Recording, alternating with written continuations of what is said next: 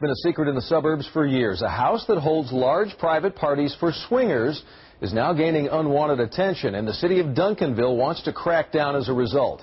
CBS 11's Jack Fink live from Duncanville tonight with this story for us. Jack? Doug, we're on Cedar Ridge Drive across the street from a wooded area known as the Boy Scouts Camp Wisdom. Now, the house is tucked behind this driveway here, and so far the city has been powerless to stop the parties here. But tomorrow night, city council members will consider a different tactic. You can see people driving up every Friday and Saturday night.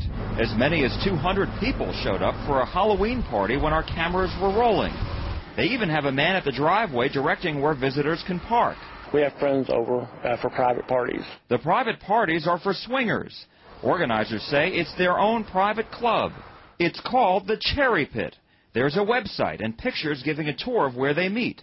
This is a picture of the group room. The owner says the sex is consensual and optional. They're people who are open-minded. They may not be having sex with other people. That's not what swingers are about. It's just open-minded. Some of them are voyeurs. Some of them are exhibitionists. What would you say to somebody who came to you and said, you know, you're having wild sex orgies in that house, and that's not right? What do you say to folks? Well, if that's my belief and that's what I want to do and it's not outside the law, then those are my rights. Jim Trulock and Julie Norris have held the parties at the Cherry Pit for years. Not in downtown Dallas, but here at this 3,400-square-foot house in this residential neighborhood in the hills of Duncanville. So that's it.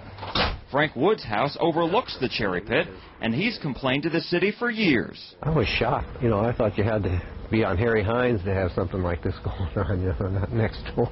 When I bought my house, I didn't know I was buying it next to an oversized massage parlor and brothel. I don't run a brothel. I don't run a prostitution place. Trulock insists no one exchanges money for sex. But on their website, he and Norris ask for donations to cover dinner and other costs for the parties. Those that can donate, donate. Those who can't, don't. We've never required anybody to donate. We've never turned anybody away for not donating. And because they only ask for donations, the city of Duncanville says the Cherry Pit isn't regulated by its sexually oriented business ordinances. Police say they haven't found anything illegal here. So the city has had to issue code enforcement citations and fines. The complaints have ranged from your typical traffic congestion type complaints to just neighborhood nuisance complaints. After Wood says he complained, the city put up these no parking signs in front of his house and the Cherry Pit. But that hasn't kept visitors away. Now the Duncanville City Council is set to vote on an ordinance that would declare the Cherry Pit and other clubs like it illegal and a public nuisance. The city says the problem is the Cherry Pit promotes the activity on its website. Trulock and Norris vow they'll fight any action. We're not flaunting in front of anybody. I don't put a sign on my street that says Cherry Pit, stop here. I don't wear a T-shirt that says ask me about the Cherry Pit.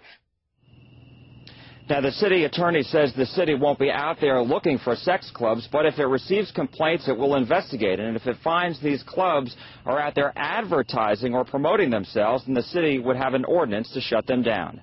Live in Duncanville tonight, Jack Fink, CBS 11 News.